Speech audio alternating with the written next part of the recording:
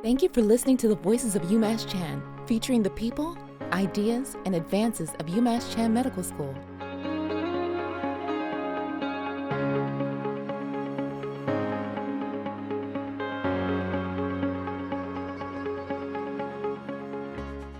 I offer my congratulations to you and the entire school community on the opening of this building. Although the building is new, its twin purposes, education and research, are not. They have always been central to the mission of this school, just as they have always been central to improvements in health globally and to our work at the World Health Organization. I note that this building is designed to facilitate expanded class sizes to meet growing workforce needs in Massachusetts and beyond. I also note that just a few days ago, the school graduated the largest class in its history. Congratulations to all graduates. It would have been an honor for me to receive my honorary degree with you. But the World Health Assembly only finished midnight on Saturday. It's actually after the session. And followed by a board meeting. I'm particularly pleased to note the school's emphasis on primary care, which is the essential foundation of any health system. WHO estimates that about 90% of essential health services can be delivered at the primary health care level. And yet, for too long, too many countries have focused their investments on advanced medical care in high-tech hospitals, but neglected investments in primary health care. Certainly, high-quality secondary and tertiary care are very important. But investments in primary health care are the most cost-effective in terms of the returns delivered in preventing or delaying the need for more costly secondary and tertiary care. A primary health care approach is also vital for addressing the drivers of disease in the food people eat, the air they breathe, and the conditions in which they live. And at the eyes and ears of the health system, primary health care is also essential for preventing, detecting, and responding to outbreaks at the earliest stage. But of course, primary care does not deliver itself. Vaccines do not administer themselves. Cesarean sections do not perform themselves. And care, compassion, and kindness, above all, do not deliver themselves. They all require a person. And not just any person, they require a health or care worker. The simple truth is that there is no health without health and care workers. Certainly, artificial intelligence and other technologies offer huge potential for research and for diagnosis, treatment, and service delivery. One of our priorities at WHO is supporting countries to harness the power of technology for health. But nothing will ever replace a health worker. The COVID-19 pandemic showed us just how important they are. And yet globally, we're facing a shortage of 10 million health and care workers to achieve the health-related targets in the Sustainable Development Goals by 2030. Unsurprisingly, the biggest gaps are in the poorest countries, although it's a challenge you face here in the US as well, as populations age and health needs grow. That's why one of our other initiatives has been to develop the WHO Academy in Lyon, France, which will open in December this year. I'm glad to invite Mike to join us. It will be a game changer. Our aim is that the WHO Academy will become a global center for lifelong learning and health and for building capacities for the health and care workforce globally, as well as for WHO's own workforce. The building is beautiful, but I think I have to admit this is more beautiful.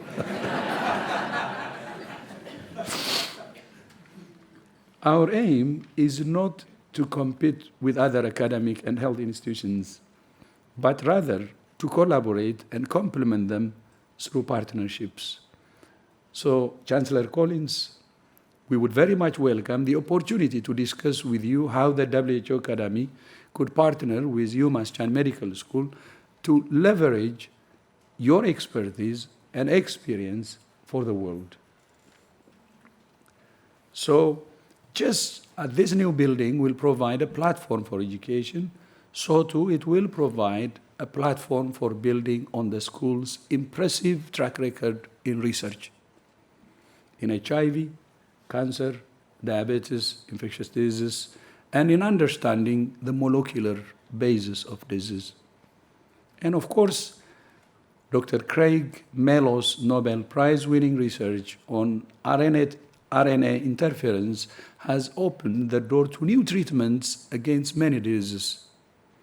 I'm pleased to see the school continues to build on Dr. Mello's work, including through the RNA Therapeutics Institute and the Gene Therapy Center. Research has given us so many solutions to so many health challenges. Research has given us vaccines, antibiotics, and other medicines with which we can prevent, diagnose, and treat diseases that were once a death sentence. Research has helped us to identify the cause of diseases that were once a mystery, like malaria, TB, HIV, cervical cancer, and more. Research has enabled us to peer ever further into what makes us human, to map our genome, and even to edit it, thanks to the research of Dr. Mello, one of yours, and others. And research continues to push back the boundaries of the impossible and the unknown. The key challenge we face is to ensure that the fruits of research are available to all people, that they serve to narrow inequalities rather than widen them. The COVID-19 pandemic was a perfect example. The development and approval of multiple safe and effective vaccines in less than a year was a triumph for science and research. But, as you know, inequitable access to those vaccines globally was a stain on our collective conscience. This should not be repeated. At the World Health Assembly in Geneva last week, the nations of the world took decisive steps towards making the world safer and more equitable. A good step forward.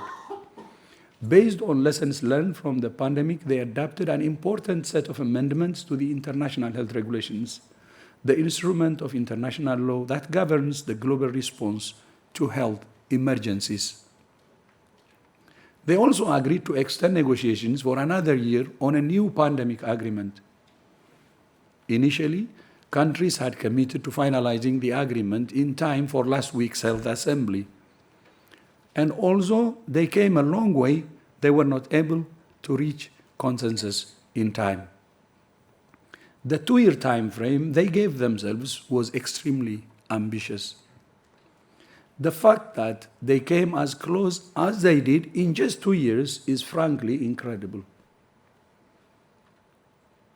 Because, as you know, international agreements, laws take many, many more years.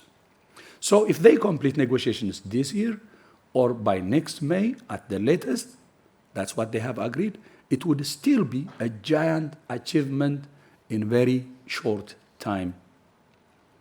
They have committed to doing that for 2 reasons.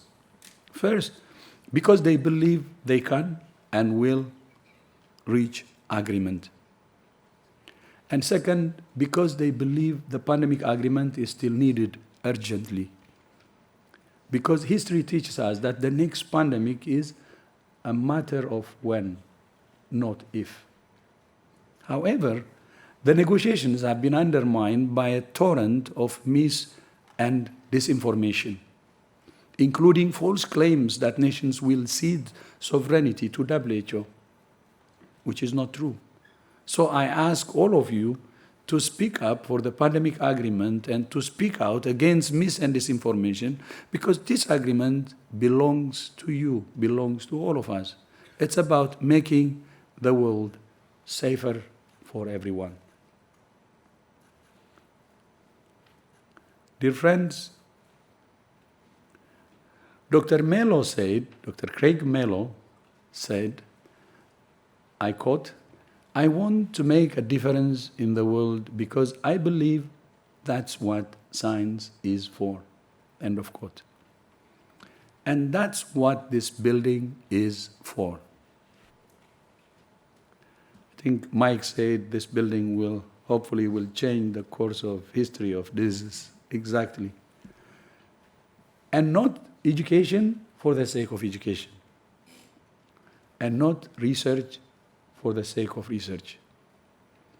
But education and research to make a difference in our world, to save lives, to prevent suffering, and to close inequities. That is what this building is for. And that's what the work that we do at WHO is all about. We share the same purpose. We were founded 76 years ago, in 1948, as the world emerged from the devastation of the Second World War. Like the United Nations, of which we are part, WHO was born of the recognition that the only alternative to global conflict was global cooperation. Our Constitution was the first instrument of international law to affirm that the highest attainable standard of health is a fundamental right for all people without distinction, fundamental human right. And as Mike said, because I very often said this, not a privilege for some or for most. It's a right for all. That's the right for which, as WHO, we will continue to work. And that's the right that I hope and expect this building will serve. Thank you once again for this great honor. And thank you for your commitment to promoting, providing, and protecting the health of the people of Massachusetts and the United States and the world. And I would like to also thank my family, my wife Kudus and Brooke, my son and Blaine. This is not, by the way, this is not the whole family, what you see. I will tell you a story and then I will finish. We have 5 kids with my wife, 4 boys, and finally a girl, that's Blaine. So from the start, I wanted to have a daughter. How she wouldn't come. And then on the 5th, she came. It means I'm a bit stubborn. I don't give up. Because I always say it's possible, you can get what you want. Then she came and was born on my birthday. So we share the same.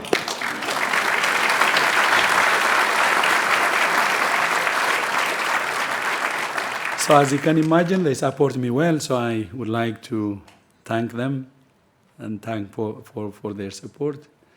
And thank you also to Mike for bringing me into this family, and look forward to working with you closely.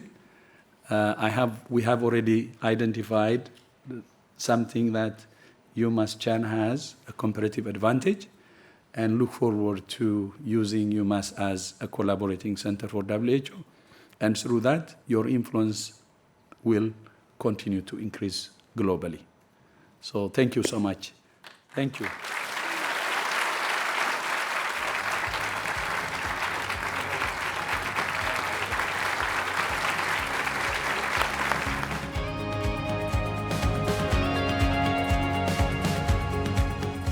Follow us at UMass Chan on Facebook, Instagram, Twitter, and LinkedIn. On YouTube, find us at UMass Chan Medical School.